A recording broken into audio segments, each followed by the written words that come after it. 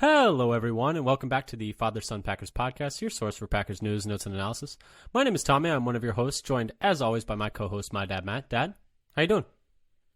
I'm doing okay. I was excited about the Packers game yesterday. I just finished watching that crazy Jets-Bills game this Crazy, evening. shocking. It's like shocking, painful, and crazy, and wild, and man, I feel bad for the Jets fans. I feel bad for the Jets fans. I feel bad for Aaron Rodgers. If you missed it, fourth play of the game for the Jets, Aaron Rodgers goes down with what Robert Saleh has said. They fear to be an Achilles injury, and they are fearing the worst, so he would miss the season if that diagnosis is confirmed tomorrow, which obviously just absolutely brutal for Jets fans, Jets fandom, for Aaron Rodgers. I think, as contentious as the last year may have gotten at times during the offseason, I think, most Packers fans I know were rooting for the best for him, and to see just, the season snuffed out before, I guess the Jets could still be good. They won the game tonight, which is great for them, but to see like that, those Super Bowl type aspirations kind of snuffed out so quickly really sucks. And obviously this is the least important thing of all of that. But just because this is a Packers podcast and we want to give you the Packers view of things, if this diagnosis is confirmed with Rodgers, and obviously this is the least important thing, but that would mean the Packers would get the Jets' second-round pick next year as opposed to the first. Obviously not important at all, but because we are here dedicated to giving you Packers news and info, figured we'd pass that along, but most importantly, pass along the well wishes to Rodgers and hope he's healing up quick and hope it's not as bad as it seems. But it's pretty bad right now, Dad. Shall we move on, though, to some Bears stuff? Anything you want to say? It just sucks. It just sucks. We didn't even get a chance to see it, to see what it was going to look like, see what was going to happen. So, yeah, and that's kind of bad for the casual fan, but for the Jets fans, they were waiting for this for a long time, and had some, and now they it's gone already before they even really got a chance to see it. It just sucks. And hopefully the diagnosis is wrong and the MRI tomorrow is all clean, but it sounds like there's not a lot of optimism based on what Rappaport was saying. But anyway, we are here today, though, to talk a little bit about the Packers-Bears game from this weekend, which, a little bit lighter spirits, a little more exciting because the Packers absolutely thumped the Bears 38-20, which is really great if you're a Packers fan, not so great if you're a Chicago fan. We're going to break it all down here for you today. But before we do, just wanted to pitch a couple of things. If you like what you hear here, come give us a follow on Twitter at FatherSonPacker. We tweet when we have new episodes out, articles we find interesting, pieces of Packers news, etc., etc., etc. Pretty much keeping you up to date on everything in Titletown right now. We tweet out when we have new episodes out, and those episodes are released on pretty much any podcast platform of your choice: Spotify, Apple Podcasts, Google Podcasts, etc.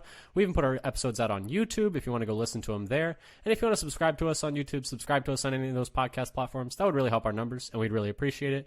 But, Dad, are you ready to get into the game? This was, kind of just getting our spirits back to us, but this was a really fun game if you're a Packers fan. I mean, this was a lot of the best case scenario probably for the Packers, wouldn't you say? A lot of things went well, and so they won. They never trailed. Nope, didn't. They had a little slowdown in the middle, but they won convincingly in Chicago after months of smack talk, and now they're actually, by tiebreaker, first place in the NFC North. 1-0 is a great place to be. A lot better than 0-1. Right. But at first in the NFC North, I think, the Packers defense looked invigorated. The Packers offense, the O-line looked really good. Jordan Love had some really nice plays. The run game got going at times, at other times it stalled, and we'll get into that. But, pretty much a lot of what you wanted to see from the Packers in this game, and especially to do it in Soldier Field in week one. Yes, it is only 1 week. Like, we have to remember, just got to reset for next week. It's going to be hard matchup with the Falcons next week, and we'll be bringing you pregames for that this week, so keep your eyes on the feed. But yeah, essentially, really exciting game for the Packers, especially if you're a Packers fan, and especially if you just like watching all of the Bears fans that were talking just monumental amounts of trash all offseason. I love chirping in a rivalry. I think it's what makes rivalries great. And, the Bears are doing a lot of chirping this offseason, and the Packers are doing a lot of chirping too. And it's always good when you win those ones that have a lot of talk going into it. A lot better than losing those ones when you have a lot of talk going into them. But Dad, sometimes the trash talk is a fun game on its own, as long as you don't cross the line. But if you talk smack and it comes back to smack you in the face, that's how it goes sometimes. That's part of the game. Part of the game. Part of the risk of playing. But Dad, before we get into talking about the game, which I mean, I'm excited to break down because, we've been starved for football. We finally made it through to week 1. It went about as well as you could hope for a Packers fan. Before that, though, we do have some injury updates for the Packers, however. Dad, do you want to walk us through these? Yeah, so I would say the big one, well, I mean, not the biggest one, but first I was talking about is Aaron Jones pulled up with a hamstring injury right at the goal line as he's running in for a touchdown. You could see him grab his left hamstring. But according to Ryan Wood, Aaron Jones said that when he felt his hamstring had a bite at the end of a bite at the end of the touchdown catch rather than a pull. He said he'd pulled his hamstring before. He says this was nowhere near as bad as the hamstring pull he's had in the past. Jones didn't actually return to the game. He was on the sideline stretching. He never got in the car, never went to the locker room. I don't even know if he went to the medical tent, but they were stretching him out a lot on the sideline. But he says, he didn't return, but that the score had a lot to do with it, and that he could have returned if needed, according to what he told Ryan Wood. And but they held him out for precautionary reasons, for which he was grateful that he was held out to protect his health. I think he said something like that. But he wasn't the only injury during the game. Quay Walker got a concussion, and I think it's officially now reported as a concussion, not that he was in the protocol. It was reported, I think officially concussion by Matt LaFleur today. He announced it today, and I guess he had a press conference.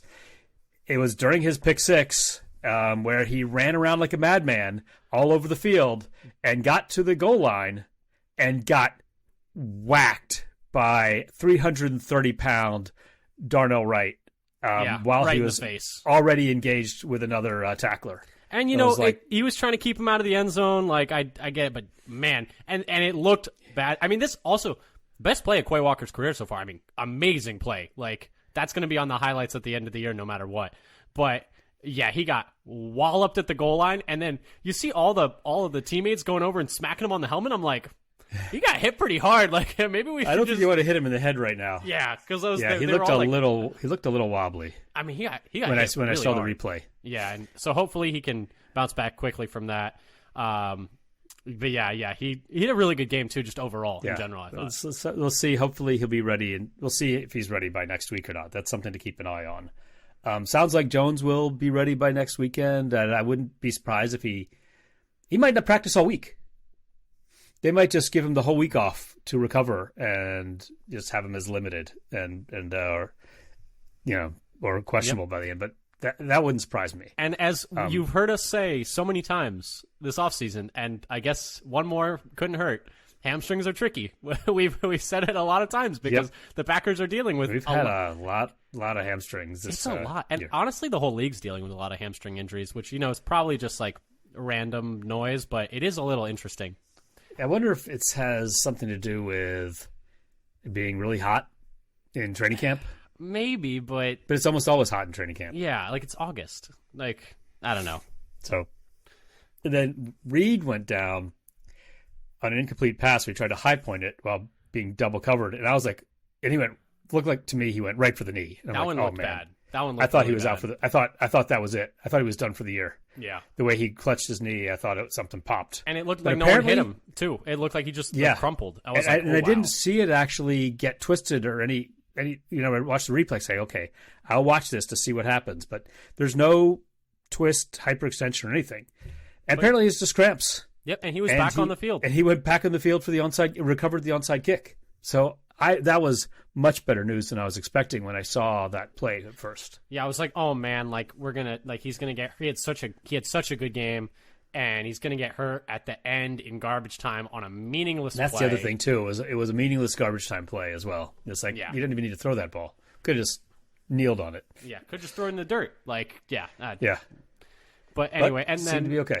But yeah, so it seems to be okay. And then one more injury update. I added this late. If you want me to take it, I can take it, or you can. Go ahead. But yeah, so Christian Watson, we got a little bit of a locker room interview with him today, and by we I just meant the general public. I think it was, I believe it was Matt Schneidman who had this, that he was saying it is the same hamstring as last year, but it feels. He said that like every hamstring strain feels like a slightly different. It's not in the like exact same place of the back of his leg. So it's a little bit different, but it is the same leg. And that he's not really, it seemed like he wasn't really entirely sure if he's going to play next week. Just like I think he said he was going to take it day by day, but just some extra information with that one. If you didn't know, he did not play in the game on Sunday, which is, another feather in the cap for Jordan Love, which we'll talk about in a second, is he did all of, those 240 passing yards and 3 touchdowns. I'm spoiling it a little bit of what we're going to talk about later, but did all that without his number one receiver, which is kind of extra nice for him. But that kind of wraps up the injury report. Is there anything you wanted to add there? Should we head into the meat of the game preview? We can start heading into the game analysis now. Okay. If you insist. So great game for the Packers. Very first section may not actually qualify as analysis. Yes, not quite analysis, but everyone's doing fun. But like we said, the Packers won 38-20, moved to 1-0. And with so many fun names on the team, so many people are doing just great. It's perfect headline writing, like material for sports writers everywhere, and everyone's getting in on the act. There's so many puns you can make with Love, and I figured it'd be fun to just like do one each. Let us get in on the action a little bit. All these sports writers. Hey, we don't want to miss out. All their Love puns, all their Romeo puns, and so mine was Love finds Romeo again.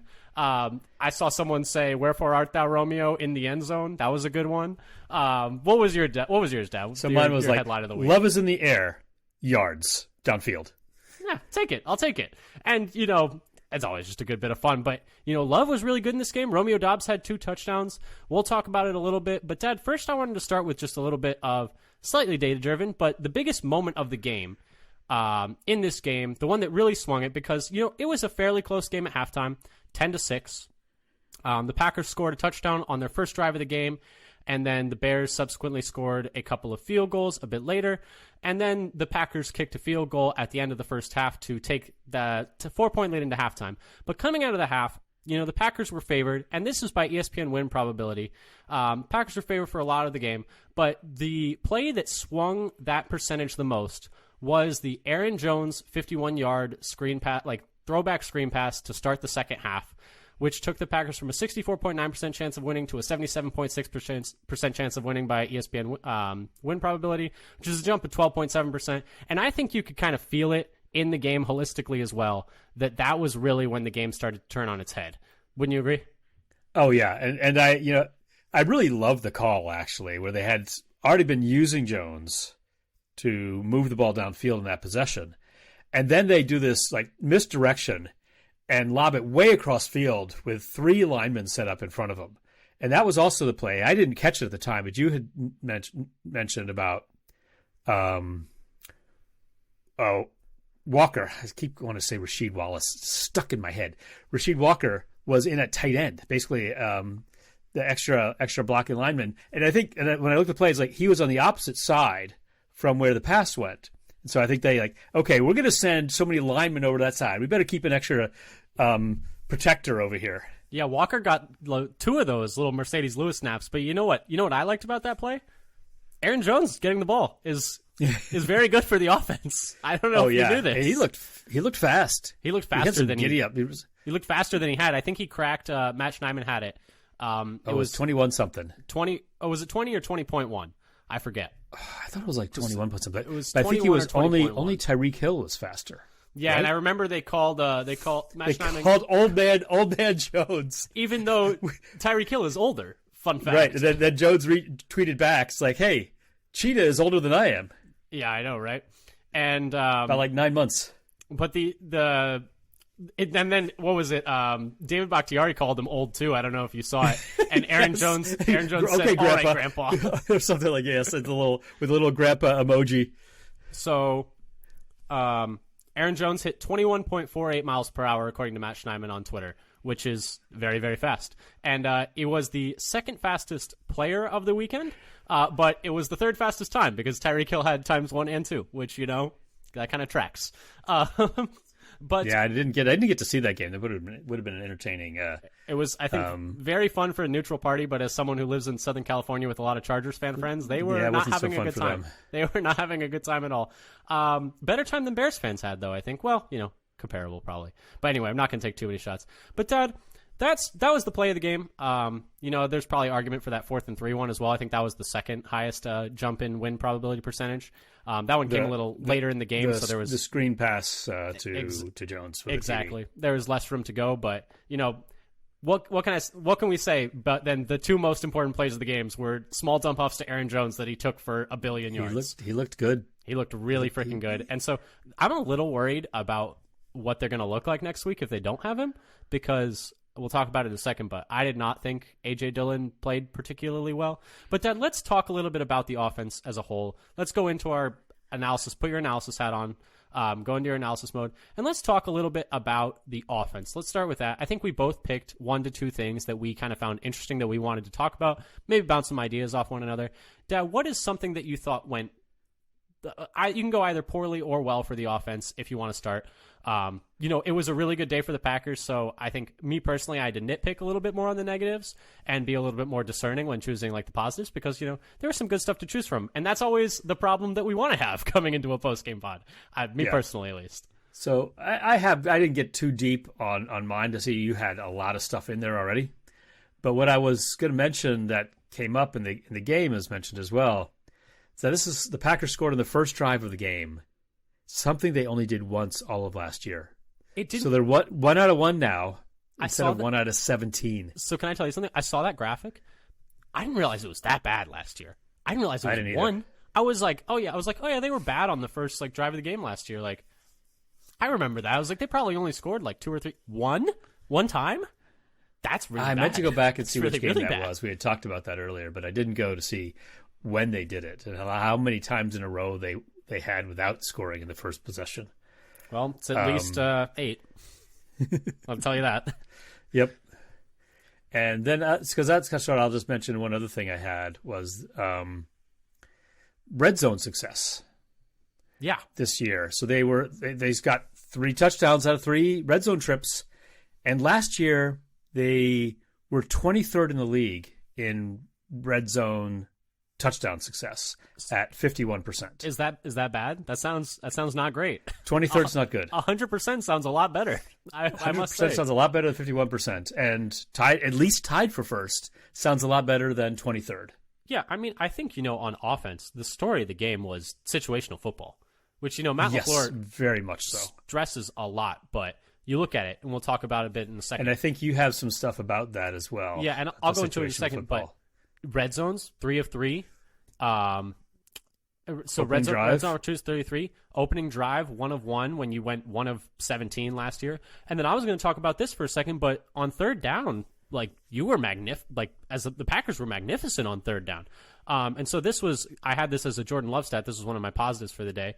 But so Jordan Love had 11 dropbacks on third down. So that's when you're essentially calling a pass play, whether or not he threw it or not.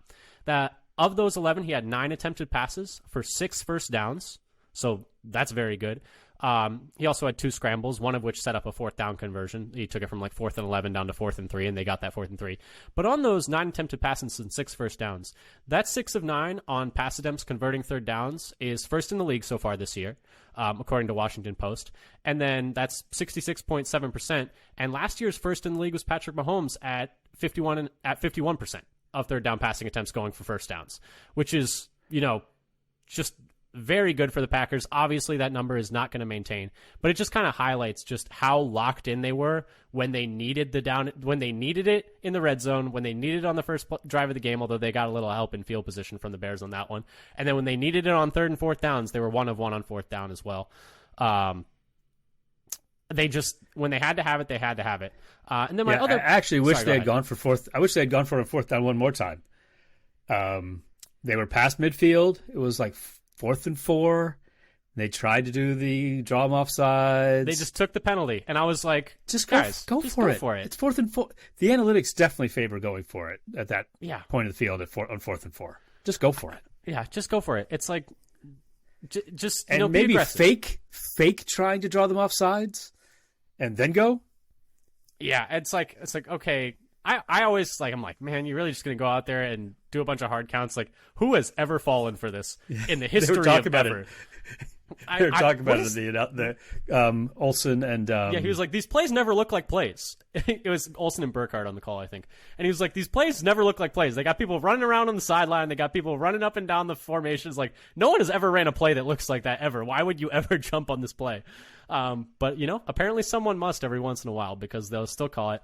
And then I had one other positive on the day, and that was just drives that involved Aaron Jones, which we already talked about. Getting Aaron Jones involved in the offense is definitely something they need to do more. But with him hurt, that's called into question possibly next week and maybe going forward. But Aaron Jones drives, so these are drives where he either had a touch or a target. 4 drives, and they scored on every single one of those. 3 touchdowns and a field goal. He was so clearly their best player today, Dad. Wouldn't you agree? Yeah, at least on offense. He looked like the best player on the field. Yeah, I mean, just looks just as fast as he was always. Running faster than everybody else. He was finding the openings. He was getting first downs and touchdowns. He just looked good. I mean, 9 carries for 41 yards and a touchdown isn't like anything crazy, but then 2 receptions for 86 yards and a touchdown. That's sufficiently crazy for me, at least. That'll do it. Yep. That's yeah. And I one thing that I was expecting more targets for Jones this game.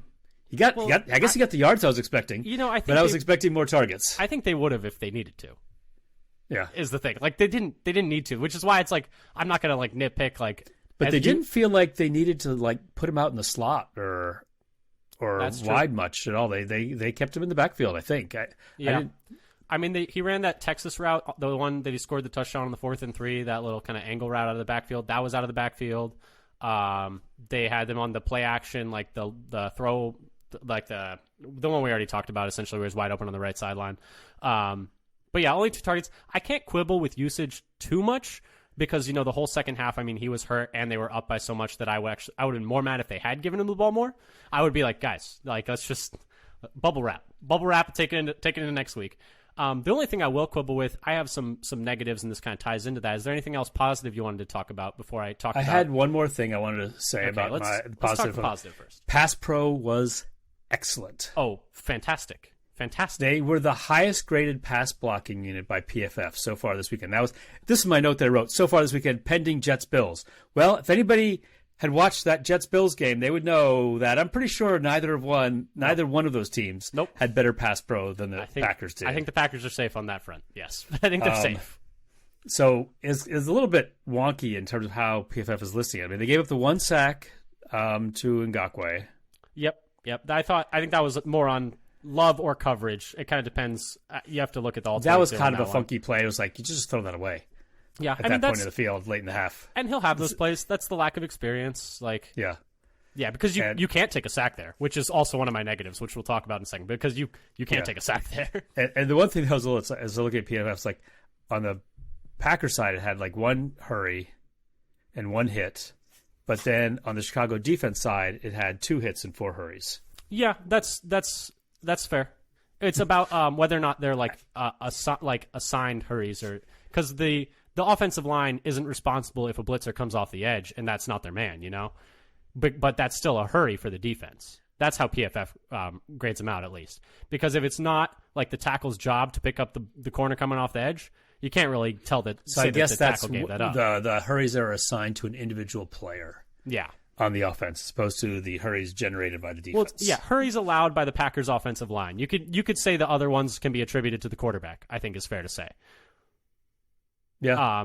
But yeah, Packers' offensive line kicked ass all day. I mean, Josh Myers missed a couple of blocks. He had his, and I have that as a note later, but his run blocking wasn't. So his pass pro was mostly pretty good. Yeah, I can talk about that a little bit later because I have some notes on Myers' play. To follow up. And a lot of these negatives are like more nitpicking. The Packers were really good on Sunday, so it's like it's not anything bad. But my clear kind of negative on the offense was the fact that it kind of ties into what I was saying before. But when Aaron Jones was not on the field, things did not go as well. A.J. Dillon is sometimes really good. And sometimes he's just really, really painfully average. And I'm going to do an analysis one of these days because I feel like every single year we start with like a slightly like disappointing Dillon season, and then he kind of gets better as we get into late November, December. I looked at this last year. Oh, what because we talked about so that he was really better in 2021 in the second half of the year than he was in the first half of the year. And it happened again last year. People were talking about how he doesn't seem as good in 2022. Well, that was about the same as he was in the first half of 2021. Yeah, and the thing is, like... And so I think we're just in the that's just who he is? Early season A.J. Dillon form. But the thing is, they need him to be better because... I know. They need that presence in the run game because Dillon today ran 13 times for 19 yards and had a drop. Like... the warm weather's not going to make you drop footballs. That was a bad drop too. It was just turned his hands around, just like, and volleyballed it. Of those 13 runs, 4 went for 0 or negative yards. Now, one of those was not his fault because he got absolutely turned. I think more than one of those was not his fault, but we can talk about that later. One specifically was not his fault because he got atomized on the speed option, and that is technically a run for him. The one where Love pitched it to him, and where they ran Love out with Dillon behind him, and it was just a speed option, and Love pitched it to him, and then Dillon got obliterated by the safety as he was catching the pitch. That's a negative 8-yard run for Dillon right there. So if you don't want to count him on that one, and that happened to Reed as well. Yes, though a slightly different play. Yes, that play. Yeah, let's bury that play. Yeah, we don't need to do that. That didn't work. That was bad. That was not good at all.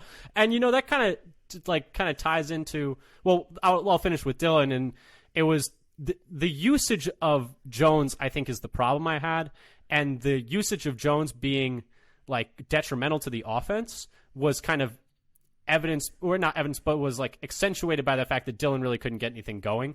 But Aaron Jones got the opportunity on the first drive of the game, and they scored a touchdown, and then he didn't play the next 3 drives, and they didn't score on all 3. They punted on all 3, and they got 1 first down amongst those 3 drives, and then he played again on the last drive of the half, and they got a field goal.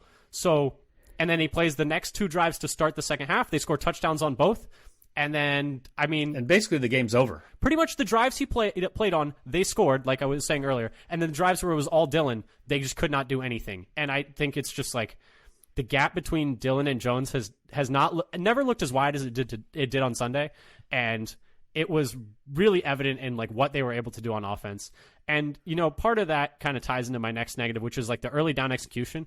Until they brought Clifford in, which Clifford coming in, I mean, well, then chef's kiss, seeing Clifford in that game, victory cigar. Yes, but before that they faced 16 third downs, and part of this was kind of ties into Dillon having those like negative yardage plays or no gain plays. And I don't want to hammer on Dillon. I mean, he didn't have a great game. It is what it is. But they faced 16 third downs, and the average distance to go was about 8 yards to go. They faced on average a 3rd and 8 on 16 different ones.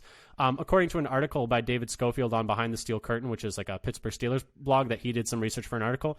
But the average distance to go in 2022 was 6.9 yards. So a full yard further than average. And then 6 of those third downs were 10 yards plus, 6 of those 16. So it's like, you can't, and the Packers converted a lot of them. They converted a lot of them. But you can't live like that. How many long ones they had, they actually were pretty successful. Yeah, but you can't live like that. Like, that's not tenable. Like, they need to find a way to execute on those first and second downs, because if you play like a good defense, like the Bears were one of the worst defenses in the league last year by most metrics. But if you play a good defense that can actually rush the passer, you're going to run into more problems when you're in 3rd and 16, 3rd and 12, 3rd and 10, 3rd and 10, 3rd and 12 again. Like, they were in a lot of those situations, and they need to find a way to stay ahead of the chains. Dad, what did you have as some negatives on the offensive side of the ball? So I also had the Dillon thing about like 19 yards on 13 carries. He just seemed slow to get going to me. The one He'd that get really... the ball and his ability to hit the opening. There are a couple of plays where I thought there was something there, and he just couldn't get into the opening fast enough. Yeah, and the one that really accentuated it to me was the one on first or second goal in the 5, and it's like the hole's there. The hole is right there. I think he tripped over the. He tripped over DeGuara's leg, right? I think, and fell. I haven't been able to see the all 22 view from the end zone, because I want to see. Was he did touched anybody down? Actually touch him? He tried to scramble back up, for and get in.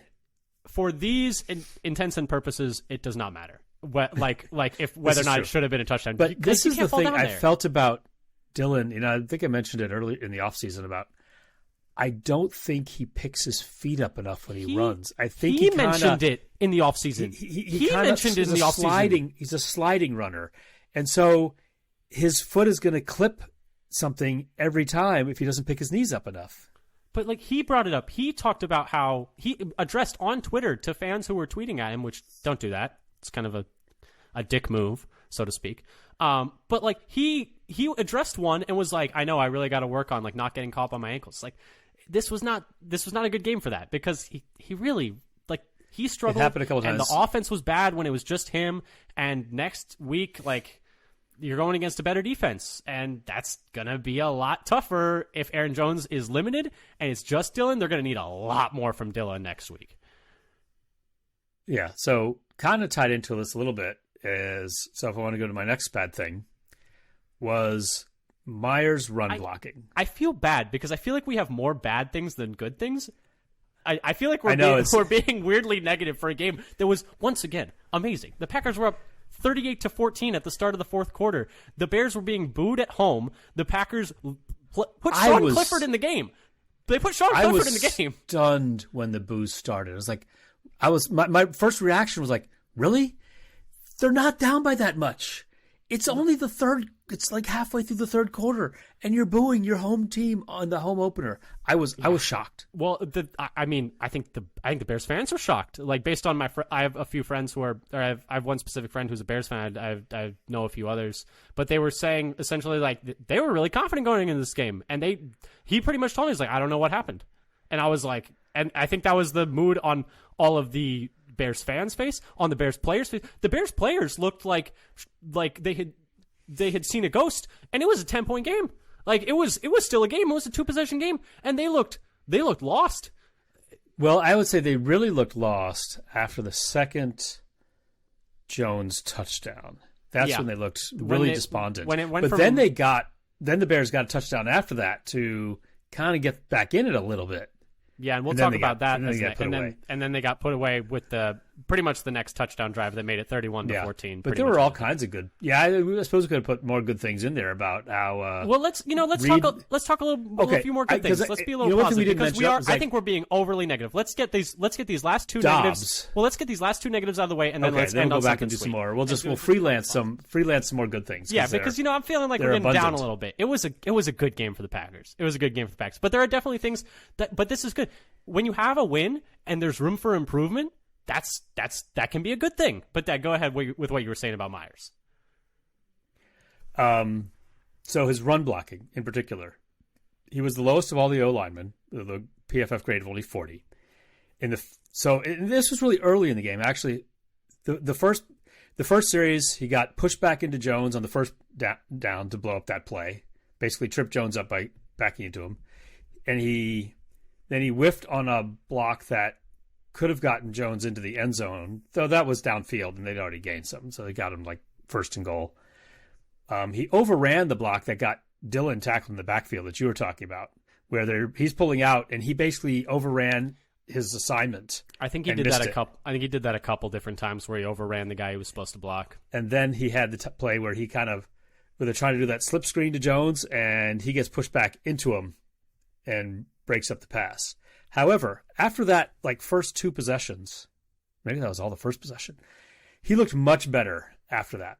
He still had better. He had one missed block where it actually caused another bad Dylan play, but his pass pro was, I felt, quite good. He's always been pretty good in pass pro. He graded out well in pass pro last year, even though he didn't have a very great year. But I was going to say, you can say he was good.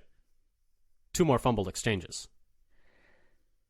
Two more fumbled exchanges. Were those on him or were those on? That's a good question. One was with Love and one was with Clifford. So I don't know. You can't put it only on the center. You can't put it only on the quarterback. But you're at least 50% of the pie, and so like I'm gonna put it in that plate for now at least. You just put it in the plate because I had some people say they thought it was maybe more on the QB or not. I have to look at that again and see whether like Love took his eye off the ball. That's on that fair. One. I think the Love one definitely was probably, it seemed more Love like. Maybe it was a little low. I have to rewatch the Clifford one because honestly, I didn't rewatch much of the Clifford snaps. So I was like, okay, we're good. I'm gonna cut that here. We handed off 3 times and the game is over. But no, yeah. And my last negative was just the end of half execution was a mess. So to set the scene, they're driving at the end of half up 7-6. You snap the ball at the Chicago 26-yard line with 37 seconds left. Problem number 1, you take a sack, which just cannot happen if you're Jordan Love. But, I'm going to chalk that up to, like, he's inexperienced. And so, like, it's your second ever start. Your first ever start is the guy. Like, if you take a sack when you're not supposed to, you don't throw the ball away, that's understandable. The real problem now comes, it's 3rd and 18 with a running clock, and you have a timeout. You have a timeout. I blame this on the floor. This is on the floor. No, this is squarely on the floor. You have a timeout. The clock is ticking with about like 33, 32 seconds left. Call the timeout. And then it's 3rd and 18. You run a play to the sidelines. And if it's incomplete, it's incomplete. And otherwise, you get out of bounds. But you let it run down, and you almost tried to run a play with 4 seconds left on 3rd and 18, and you might end up not getting a field goal at all. At least you got the timeout before they snapped the ball, because they were about to snap the ball. And then Anders Carlson kind of bails you out, making and Danny Whelan for getting the rocket, a missile. and Whelan kind of bails you out, too, because the snap was not good, and we'll talk about that. He had a really good game, Whelan did.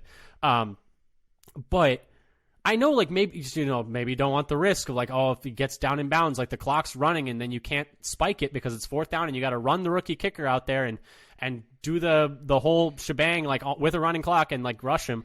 But you almost didn't get a kickoff, which would have been horrendous. And that's on Matt LaFleur. Like, you're the experienced voice of reason. Like, call the timeout, run a play to the sidelines, and just tell Jordan Love, like, hey, get rid of it if you have to. Just throw this in less than 10 seconds.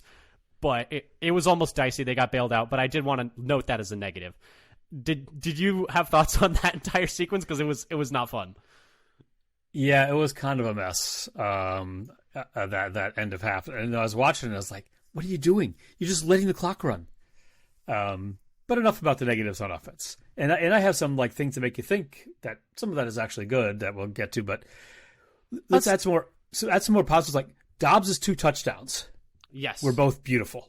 Professional receiver touchdowns. The first one was a bit of a, like, it's hard to cover a receiver that long. And he just shook him. He did smoke Eddie Jackson. It was bad. He gave him a move and then broke wide open for the on time for the touchdown. The second one was like that was a get off of me play. Like, I am better than you. That was like a Nuke Hopkins. It reminded me a lot of the boss kind of play. I don't know if you remember the play he had in preseason last year against the Saints that Jordan Love also threw to him, where he snagged it out of the air and everyone was losing their mind and people were posting that MS Paint that Justice Mosqueda has of him in the Hall of Fame jacket. I don't know if you remember that one.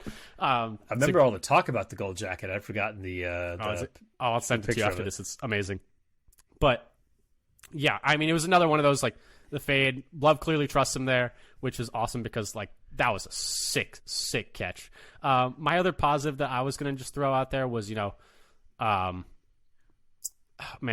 Reed was really good. The stats aren't crazy, but 2 big 3rd down conversions and looks the part. Looks the part for sure, I think. Like, and in special teams too, which we'll talk about when we talk to special teams. And then other pieces on offense, I thought Rasheed Walker in those. I've only seen those the 2 snaps at tight end he had. This was also my interesting stuff that he got those 2 snaps at, like, inline tight end. They looked like he did a pretty good job there. And then Tom was really good at right tackle. I mean, that guy should not move from tackle. I think he's too good. The highest graded player on offense. I don't know. Maybe not. That maybe it's a little much. I don't know, but that's your right tackle. Don't move him. Just figure it out. Yeah, he's so much better at tackle. And I'll throw one more thing out for my just sort of things that make you think, because this is like, you can take this as a positive, you can take it as a negative, but Love was not looking to slide. No. Did you see what he said in the interview after? I heard that today. What was the quote? Do you remember what the quote was? He said he was talking to his agent beforehand, and he said he was going to run someone over, and his agent told him not to do it. He said, "Yeah, don't do that." And he just ran right into the defenders, and one of them got him close enough where they went for it on fourth down. It was 3rd and 12.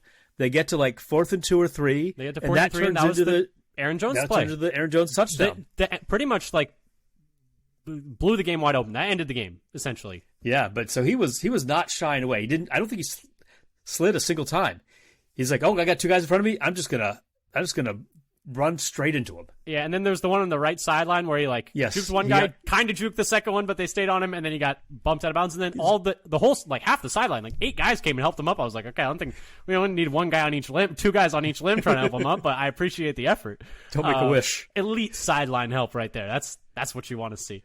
But yeah, my other thing that made me think, so we keep these in categories of good, bad, and things that made me think that are just kind of we thought were stats that we found interesting. But according to this is from Justice Mosqueda on Twitter, of all the snaps over the snaps that Jordan Love took, these were the wide receiver snap counts that I found interesting. Was that Dontavion Wicks was on the field for the most snaps of any of the receivers with Jordan Love, and then Jaden Reed had 22 snaps in the slot, which was 17 more than the next receiver. So he's pretty much your dedicated slot guy. He had a few snaps out wide, but 22 and the next highest had 5, which is, a pretty big discrepancy there. Those are kind of the 2, I think, most telling things from the wide receiver snap counts. Did you get a chance to peek at those as well, or?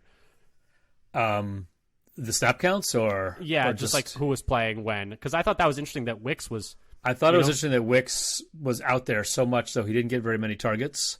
No. I meant to go back and look to see how his blocking looked, as maybe kind of a connection, but I have not gotten around to actually watch his blocking on some of those plays. Yeah, unfortunately, the only thing I remember about his play is he had a false start, and the rest of I just don't really remember, to be honest. He also had a target that was, I think, a little bit off target. Not quite a target. Almost a target. Almost target. But is there anything else you wanted to talk about on offense? I talked a little bit about on offense, some Jordan Love metrics. So one thing that I was looking at is his average depth of target is 10.2 according to I think that was FTN Fantasy, where they had and PFF might have a slightly different depth of target. But among all starters, that would have been second last year. And last year, Rodgers was 14th among QBs with at least 6 starts. And according to PFF, it is 6th amongst quarterbacks in Week 1. Just for the note. Okay. And now this doesn't always correlate with being a great QB. For example, Fields was high, he's 5th last year, and Mahomes was low. You just had to say something, huh? But it does suggest confidence in letting Love push the ball downfield a little bit more than he did in the past. Because last year, it was only 7.16 when he played, and this year it's 10.19. So that could mean something. Just something to think about. Also, pass location. This is something that people talk about a lot. We're going to use the middle of the field more. Rodgers doesn't like to use the middle of the field. Now we're going to see the Shanahan-type offense use the field. So, pass location.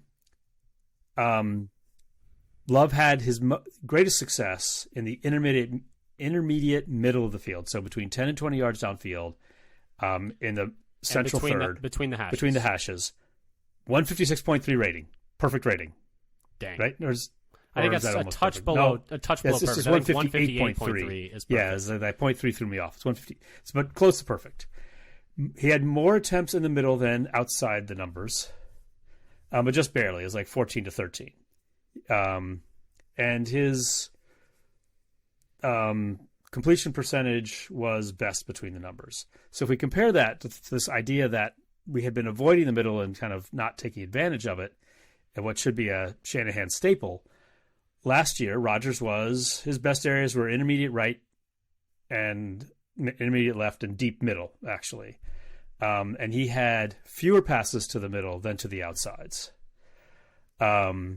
And last year, and kind of a similar split during his MVP season. So you could be good while avoiding the middle of the field. And then for comparison to other quarterbacks, Mahomes, and then some Shanahan tree sort of staples, Brock Purdy and Garoppolo in 2021, were more like Love in terms of hitting the middle more than the sidelines. However, last year, Josh Allen and Burrow and 2021 Stafford, which is kind of another Shanahan system, they're more like Rodgers, where they're going outside and not the middle. So I don't think it's so set in stone that the middle is something you have to hit in this type of offense. I think there's a lot of there's more flexibility in there to be good than I think a lot of people have been presenting. I think it's just about you can't be predictable. And I think the Packers with Rodgers had been a little predictable, and then it's like, we know he's not going to throw a middle field. He's just not going to do it. Well, so it was 46% to the middle and 54% to the outside. He wasn't avoiding it quite as much as I think people. That's interesting. That's not as big. It's not. It's not. I hadn't realized that's what people thought. I didn't realize that was Rodgers that you were pointing out there. Yeah. At first, that was Rodgers last year. Okay. Where it was 230 to the middle and 270 to the outsides, and the other quarterbacks, and then Love. He had more to the middle than he had to the outsides. Okay. Well, but so that pattern of having more to the middle than the outside, it's not like as severe as people have the impression that it leaves. Yeah, and Love was really good in this game. Not exactly against the best defense. Hopefully he can keep attacking every level of the field that way against maybe a stronger defense, and only time will tell. But Dad, speaking of defense, do you want to move on to the defense, or is there anything else on the offense you wanted to touch on? That was all. That was just a little interesting side notes that are stylistic things that may or may not may or may not mean anything. Can't tell if it's good or bad yet. Yeah, and we will see, and we're going to be on this wild ride all together. But, I think the other exciting thing from this game is the Packers defense came to play too. And there was a lot of talk this offseason from the players, from the coaching staff, from pretty much anyone who you'd put a mic in front of on the defense, that this was going to be a different defense this year. They were going to play with more aggression. They were going to play faster. They were going to get to the ball. They were going to cause negative plays. And while this is against not exactly the most prolific offense on the other side, you definitely did that through 1 week. A lot of good on the offense. Dad, I kind of want to end on the good, though. So maybe let's start with a couple of nitpicky things. Sorry, on the defense. I realized I said offense. Maybe let's start with a couple of the nitpicky things on defense that we had so we can end on a strong note and talk about really, I think some really exciting stuff from the youth of the Packers defense. But, Dad, let's maybe start with a couple of things that maybe we weren't so happy with. Okay. So I guess I'll start with the play of the second safety. Savage, I think, looked pretty good overall. Dad, he has a name. You're talking like you're talking like they were rotating guys at this spot. There's only one guy playing second safety. They're not moving people around back there. It was really Ford the whole game. Ford, he played like most of the snaps. Owens played 14 and really, snaps. I did not realize. Oh, I think that must have been the end of the game. It's possible that's mostly the game. Though the very end of the game, it was like 5 snaps, I think, for Levitt and 5 for Gaines. So they said Gaines was in the slot. But it was mostly Savage and Ford struggled and had multiple missed tackles. Yeah. Savage played well, but they, the real brutal one for Ford was the missed tackle, get run over, get up, get a personal foul penalty, and then a personal foul. Which kind of ties into my other other bad things. I have a bunch of stuff about penalties too. It sounds like you might as well. It's just that series that includes that one where I have Ford got steamrollered, got up, and then committed the penalty. Do you mind if I take over from here? Do you want anything else on the safeties? You can go into those. Well, I want more. The other negative I had, and then maybe if you want to go into all the penalties and the touchdown by Mooney. I felt like that was a case where I think either was bad communication. It's unclear maybe who had it, but it looked like it might have been Nixon's fault. I think that he should have gone with him, and he didn't react to it quickly enough to realize, I better start running after this guy. By that time, it was already beat. It's like he was so shocked that either A, Fields would even think to throw it downfield, or B, that he was going to have that much time to throw, and he was like, oh crap, he's still got the ball back there. I gotta get going. So that was just mainly a defensive breakdown that left a guy open in the end zone for the touchdown. Yeah, and like we said, a lot of positives on the defense, but like you said, some negatives as well. The penalties. I mean, so all of the penalties for the Packers, and so I think they had 8 on the defense, if I remember correctly. I think 9 in total. I think I read that earlier. I forgot to write it down. But so here are some penalties that they had. So on the Bears' second field goal drive, they have 2nd and 17. They're about to have 3rd and 9. But illegal contact, Jair Alexander, automatic first down. Bears end up kicking a field goal, cut it to a 1-point game. Later in the game, the Packers are up. They have a chance to ice the game. They force a fumble. Devondre Campbell gives up 15 yards on unnecessary roughness. Instead of being at the Bears 28, you're at the Bears 43. You go 3 and out and you punt as opposed to going 3 and out and kicking a field goal. And you know what that unnecessary roughness is? It's pulling somebody off the pile. Yeah, that's just a mental error. That's not even like you're hyping up the team. You just forgot that that's a rule, and everyone should be familiar with that rule at this point. It's been in the league for a few years now. And then the next one on the Bears touchdown drive, this was what you were talking about. That whole sequence, the drive that the Bears cut it to a 10-score game, it kind of starts with that Campbell. Yeah, because they don't score a touchdown. They don't do anything there. Because in large part because of the penalty, because they can't move it. They can't move.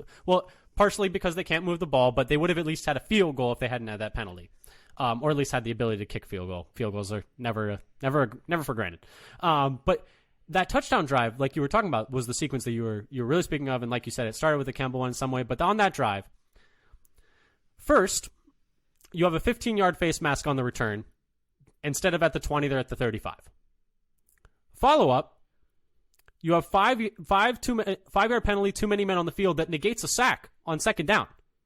That would have been, I think it was on 2nd down, that would have been 3rd and long. And so that probably would have shut down that drive right away. And then you breathe life into them again, and you get an unnecessary roughness when Rudy Ford gets absolutely leveled by Roschon Johnson and then gets up and hits him because you can't have that, I guess. And it takes him from the 36 to the 21, and they eventually score just 2 plays later. So 35 of the 80 yards on that drive, almost half, are from penalty, and you save them twice.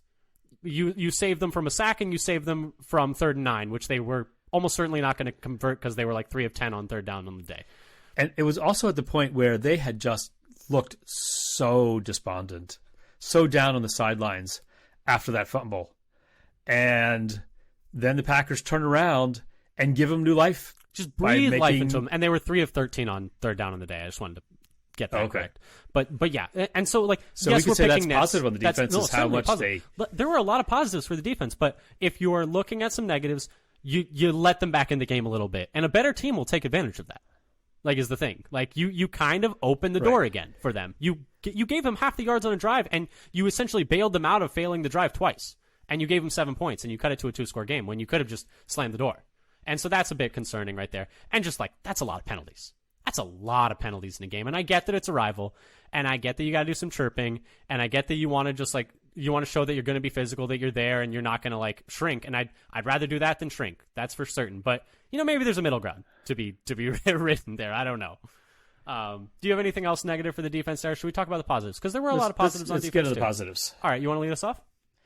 So I would just have a few notes on the defensive front because they looked the front awesome. Was so freaking good, and it might just be that the Bears O-line is that bad. It could be. I gotta admit, I was kind of talking up the Bears O-line before in pregame, and now I'm thinking like, you just made that up. On paper, it's not bad, but Nate Davis got killed all day. Darnell Wright didn't look like a top 10 pick, and I get that it's hard in your first game. There's some accident forgiveness there. Whitehair was bad. Got cooked. I always forget their left tackle's name. He was a 5th rounder last year. Second year, who was good last year. People were saying like, this is a steal. He committed 3 penalties and just could not stay in front of the Packers guys. And Lucas Patrick is Lucas Patrick, and he's an okay 6'7" lineman, but that's what he is. So I have a few players I want to give a shout out to. Devontae Wyatt.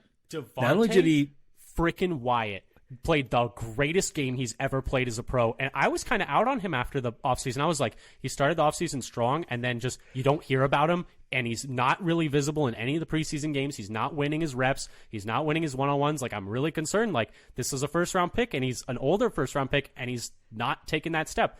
He dominated the right guard, Nate Davis, all day. He killed him. And they paid Nate Davis a lot of money to come play right guard for them. Yeah, he not only had the pressure getting the back to the field and he had 1.5 sacks, but he also forced the fumble and had his best run defense grade of his pro career at 71.6 per PFF. So he was playing the run well. I think there are some times where you see it's like just maintaining the line, pushing the blocker into the run lane, and break up the play. And he showed a little bit of everything. Like a really nice run defense play that he had was early in the game. They kind of run like a sweep right. I think that's the one I'm thinking of. Yeah, and he's right in the backfield. He's just boom, boom. He's just pushing the guy to the backfield, and I think eventually Hollins comes in and actually makes the tackle. That's play. Yeah, he didn't get credit. He didn't get credit for the the tackle, but he basically gave the guy nowhere to go.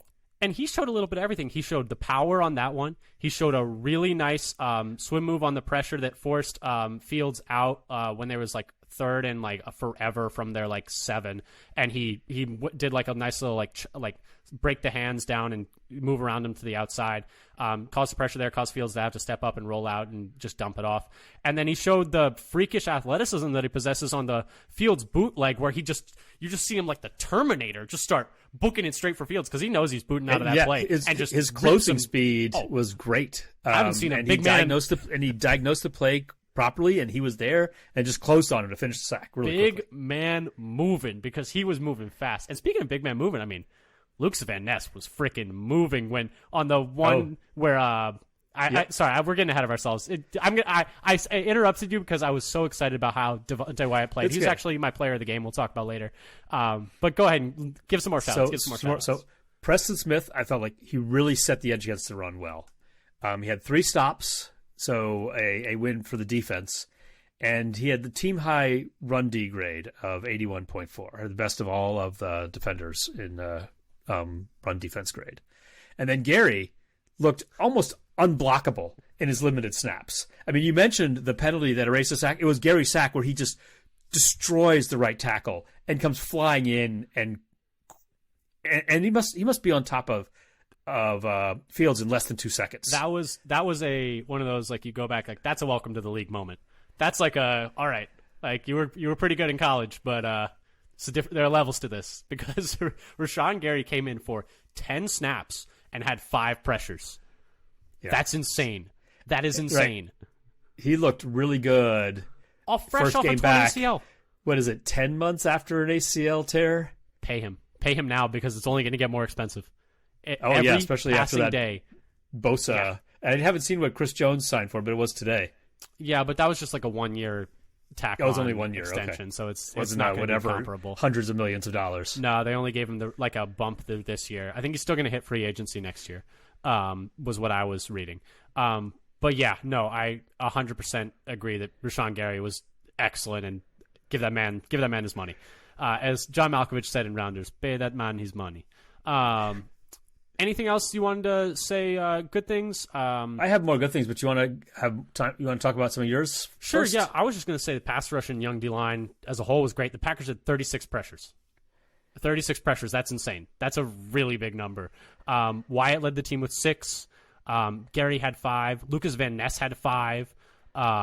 Wooden had 4. Brooks had 3. I mean, all the young guys were coming through and just wrecking shop up and down the front. Lucas Van Ness. This is kind of what they were doing in the training camp and joint practices and preseason games too. The backups were making hay. And Bears line isn't the best, but this is the kind of performance you want to have, like when you think you're a much better like front. And the Van Ness sack on Fields rolling out like to the right, very similar to the play I was talking about in the pregame. We were talking about with Quay Walker sprinting Fields down near the goal line and stopping him from getting in. Just like having that size, speed, and athleticism, Fields looked kind of surprised. Fields was like, I can't believe this guy caught me, because Van Ness, 270 pounds, should not be able to move like that. That was freaky. That was like, I saw that, and I immediately was like, oh, that's why they took him in the first round. I see it. I see why. You could watch that one play and be like, yeah, no, that makes sense. That makes sense that they took that dude in the first round, because that, that's not something you can teach. You cannot teach players to make that play.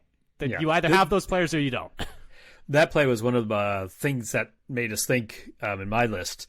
But it seemed to me that it was 2nd and goal at the 4, and he turns it into 3rd and goal at the the 12? 13, 12, something like that, yeah. It backed him up 8 yards, so you could say there's a good chance he saved them 4 points with that one play. And he may not have scored, but it would have been probably 3rd and short. And that's the If difference he's able to turn that corner. That's the difference between having the lead there and not having the lead there, and having the lead at half and being tied at half. I mean, that's a huge play right there. And then my other positive was the run defense was actually weirdly good in this game. And once again, the caveat that the Bears line did not do them any favors. Now, Fields had 9 carries for 59 yards, which is like, on paper is not great. I actually thought they did an okay job containing him. I didn't think it was so bad. I felt like a lot of his rushes were like 8-yard rush on 3rd and 12. I'm like, okay, that's like not a successful run. That's fine. Like, we're okay with that. There were obviously some where they kind of let him go out, and with a player as good as Fields at that, like, there are going to be plays like that. The old saying, they get paid too. Like, that they're great too. They made it to the league too. But besides that, for the running backs, they only allowed 63 yards on 19 carries to Bears running backs for 3.3 yards per carry. That's very good. You love to see it, and a bit surprising, to be honest, but we'll take those, I guess, is what I'll say. Dad, what do you think about the run defense? Didn't feel like last year they're just getting gashed on run play after run play. And they got gashed. They got gashed a couple times, but it wasn't like they just can never get off the field kind of feeling. Yeah, it wasn't like, oh, it's 3rd and less than 3. Oh, and one thing, just give them the first down. Just let's just move the chains. Let's get this over with. 3rd and 3, 3rd and 5. That's they don't even, fair. They don't even have to pass on 3rd and 5 last year. Goodness sake. But one thing we didn't mention, and we don't have on our list, stopping him on the first possession of the game. Yes. Situational football. Need some shout outs to that. Like 3rd and 1, they stop him, and I think that was the 3rd one, or maybe it was the 4th and 1. I think it was Keyshawn who came in and actually clogged the last hole. To stop the conversion there, short of the line to gain. Situational football. They held them. They stopped them there on that 4th down to give Jordan Love, in his first drive as a Packer in Soldier Field, a nice short field to work with, and he scores a touchdown. I mean, that's perfect definition of complementary football. You hold them to 3 of 13 on 3rd down. Perfect. Like situational football, you're 9 of 16 on 3rd down going the other way. The Packers are actually 1 of 2 on 4th down tonight, not 2 of 2. My mistake. But just more examples of how just good situational complementary football from the Packers. Pretty much everything you could have asked for. Dad, anything more positive on defense you wanted to talk about? The only other thing that I was going to say, maybe having all these first-round picks might finally pay off because they looked really fast on defense. And even Savage looked pretty good. Oh, well, that's one of my other things that I have on my list. I'm sorry I said that with such incredulity, but like even Savage looked really good. Like he looked good. He had excellent run D today. As I think his run D PFF grade was 80 and his tackling grade was 87. I think I've got that right. His best grades under Barry, since Barry's been the defensive coordinator in the past 2+ years. His best game under Barry.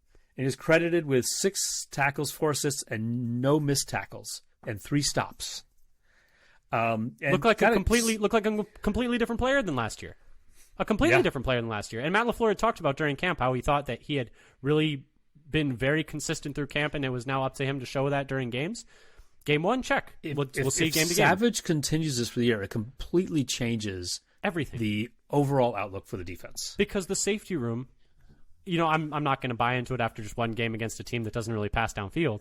But through one game, it was a lot better than I thought it was going to be. I'll say that. Yep. It was certainly better than I thought it was going to be. And the other thing I thought the Packers did was like defending those short passes out into the flat.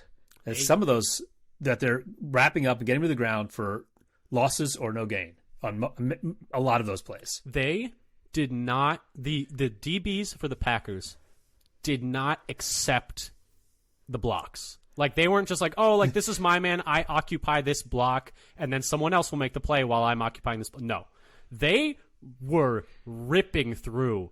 I don't know if you've seen this, but Chase Claypool is getting killed on Twitter now. He was getting called out during the game by the announcing crew for his effort blocking. He was getting smoked by anyone with a pulse on the Packers DB room, like if he was trying to block them. And they smoked Cole Kmet trying to block them. They were fighting off those blocks from the secondary and I think like players. Was it Savage or a Jair tackle at a stop? Maybe it was loss, beating Tunyon as well. Yep. It was weird. I don't really get. Did you see like Tunyon played 4 snaps and Mercedes Lewis played 5. It's like, why did you bring them in? I don't necessarily. They could have used a little more Mercedes. Yeah, I mean, he's so. I always wonder about that. They could have used that like, blocking. Yeah, but it's like how many plays can he play? But well, that's true. How can he play a full complement of plays? I don't know. Yeah, because he wasn't playing all that. He wasn't playing all that many snaps last year for us, and I'm not going to say it, but we knew how to use them. That's all I'm going to say. And we I'm just saying. Saying. Yeah. Anything else on defense? I'm trying to think. 3 of 13 third downs, great. But we could talk a little bit about special teams because it's a party for everyone. Even special teams get some shine in this game because that's I do have some things that made us think. Yes. My only thing that made us think wasn't that interesting. Go ahead. Well, it's mostly about the rookies making plays. We already talked about Lucas Van Ness with that sack of Fields, but Brooks had his first sack on. It's like a semi stunt where he beat the left guard for the sack. I don't really know what the guard was doing there, but we take those. Yeah, because Preston started going to the inside, and he looped around and then just beat him to Fields. And Wooden made several plays at the line of scrimmage in the run game. Yeah, getting in the backfield and getting stops. He looked good too. And Valentine got some working coverage. I think somebody showed he locked DJ Moore in the end zone one coverage play, apparently. rep on DJ Moore in the end zone. It was one of those ones where it was just like a screenshot and like Valentine's ahead of him, so it's like you never actually know. Was the part that I happened to look for the video to find what that. We got to do some. Play looked like. We got to do our own sleuthing there. Do our own research on that one, but do your own research. The screenshot looks good. But the rookie their draftees on defense were all making plays. Their draftees everywhere were making plays. And their second year defenders. Quay Walker looked really good. I mean, the pick 6, which just ended the game. That was like game over. Okay, let's all go home, everyone. Like we know there's a quarter left. Let's just kneel it out. We just gotta right. Can we kneel lay on the quarter? Ball? Yeah, let's just keep the running clock. Let's all go home. But I mean, someone was joking. Was like, are they gonna have to find a way to get Quay Walker the ball on offense? Because he was. I heard somebody saying that he was running the ball. I think it was an impressive return. Roshan Johnson hits him in the chest. He just pushes him off, bounces off it, jukes a guy, runs past another, and hopefully he's okay like with that concussion at the end of that play. But I mean, freakish run. And you know what the shame is also to that? Obviously, with the concussion, you hope he's okay. But now that run is no longer eligible for angry runs on Good Morning Football, unfortunately. Which is, a shame. You mean they just don't do it anymore? No, they don't do it if there's an injury on the play. But yeah, so obviously hope he's okay. And, it would have been fun to have that as an angry run in the time slot, but it is what it is. But yeah, no, the young guys were great. Devontae Wyatt and Quay Walker played probably the best games of their careers, like each of them. Quay Walker had the best play of his career.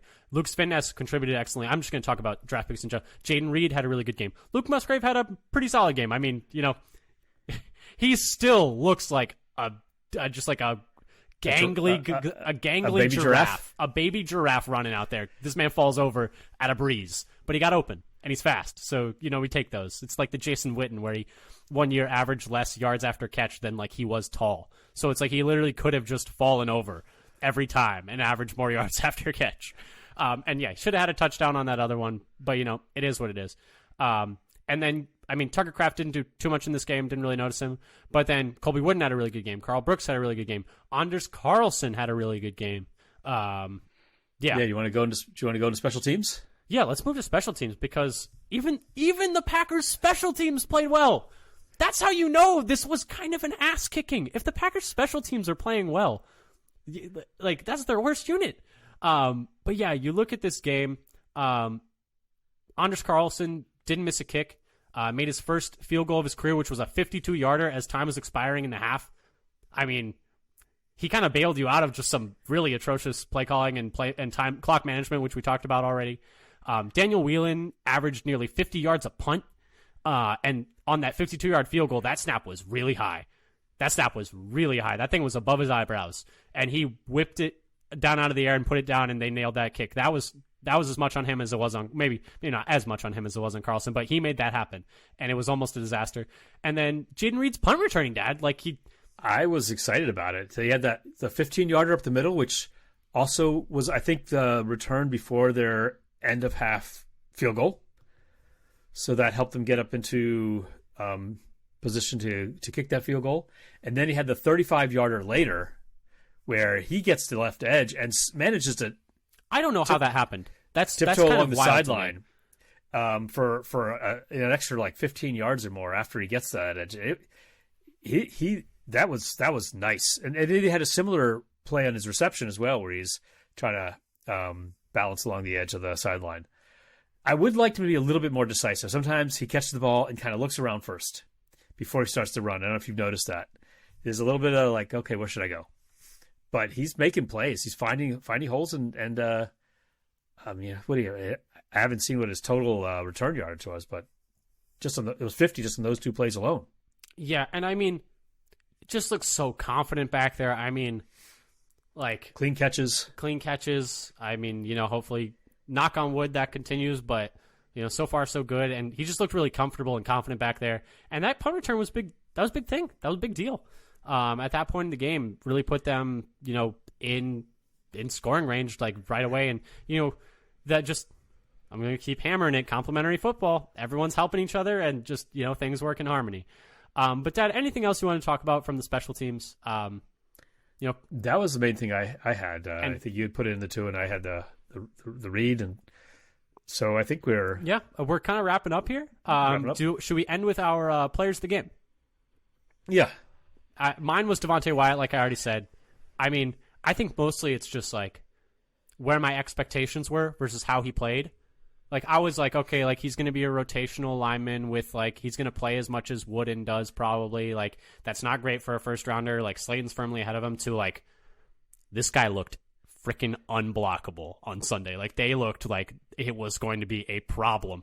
And if he can come along like that and he can string, like, multiple games of that together, that bodes really well for the Packers defense, not just this year, but going forward. Because it was getting to that range where I was like, I'm going to admit it, I was starting to get a little worried about Wyatt and like whether or not he was going to put it together. And obviously one game is just one game, but better than one bad game. Yeah, and if they can like combine pass rush up the middle with off the edge. Yes. I thought you were about to say something like ridiculous. Like if they could combine Devonte Wyatt and Lucas Van Ness into one person. I thought you were going to say something ridiculous like, okay, all right. Or like if they can combine Devonte Wyatt and TJ Slayton and get the run defensive one. TJ Slayton, I didn't notice him at all in this game, but that's not necessarily a bad thing. The run defense was good. The defensive line played well as a whole. I'm sure he wasn't just dying out there. So that's something at least. Who was your player of the game? So I went on offense. So I was tempted to put in Aaron Jones because, as we said, he looked like the Packers' best player out there. You got to go Jordan Love. But I have to go Jordan Love. You have to. Because we haven't really talked about it. But this game was... Go ahead. And so some of the stuff that I looked up. So he basically... it's got to be Love for just looking like a top half of the league quarterback. PFF didn't necessarily love his game. They had him at 19th. Maybe they didn't like the few off-target throws, which I didn't really get into. I had listed, but...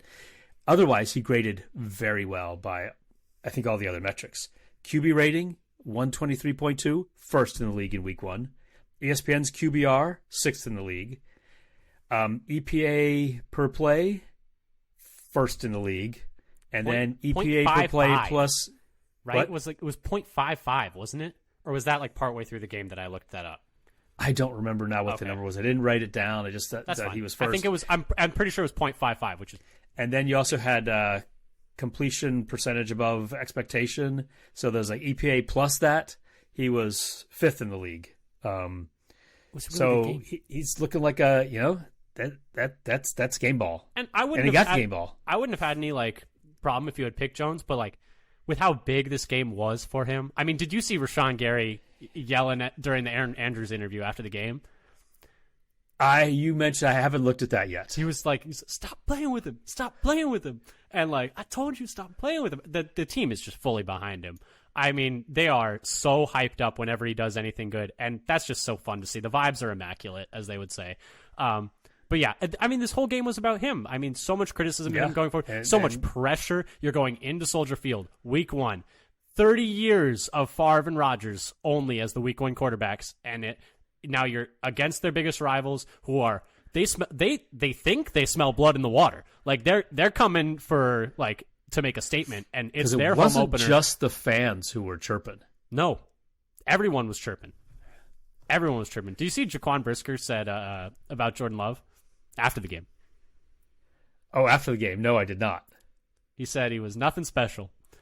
I was like, oh, that's very What does interesting. that say about you guys? I was going to say, a lot of talking after the game still. I guess we'll see y'all in week 18. But anyway, yeah, I think it totally makes sense to go Jordan Love there. Just a really exciting day for Packers everywhere. Going to have to reload and get ready for the Falcons. And if you want to get ready for the Falcons next week, we will be having a pregame later this week on our podcast feed. We'll be talking about that Falcons game and any other news that might come up this week. So stay tuned to our Twitter at FatherSonPacker. Once again, that is at FatherSonPacker on Twitter. If you want updates on when we're putting out new episodes, articles we find interesting, pieces of Packers news, and then subscribe to us on your podcast platform of choice, whether that's Apple, Spotify, Google, wherever you find podcasts, even YouTube. If you subscribe to us there, we'd really appreciate it. It will help our numbers. Dad, anything else you want to say to the people? Enjoy the week. Bask in the warm glow of a week 1 win. Want to know, baby? And get ready for week 2. First in the North. Go Pack First in the North. Go Pack Go.